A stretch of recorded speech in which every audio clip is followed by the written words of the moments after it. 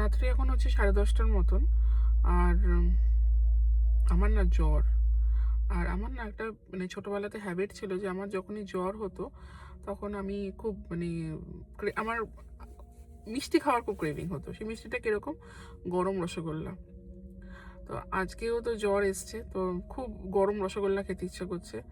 তখন তো খাওয়ানোর লোক আমার একমাত্র বাবাই ছিল। সেই মিষ্টির হাঁড়ি করে গরম রসগোল্লা নিয়ে আসতো। কলকাতায় তো প্রচুর মিষ্টির দোকান থাকে, তো এখানে অস্ট্রেলিয়াতে কি করব, এখানে সব দোকানপাট বন্ধ হয়ে গেছে সব। আর আমি গাড়িতে বসে আছি, ঠান্ডা লাগছে, আমি গাড়িতে বসে আছি। বর গেল মিষ্টি আনতে। আর তোমাদেরকে টাইমটা দেখাই। ঘড়িতে এখন প্রায় 10টা 34, আর প্রচণ্ড ঠান্ডা, 6 ডিগ্রি টেম্পারেচার, যেটা ফিলস লাইক 3 ডিগ্রি।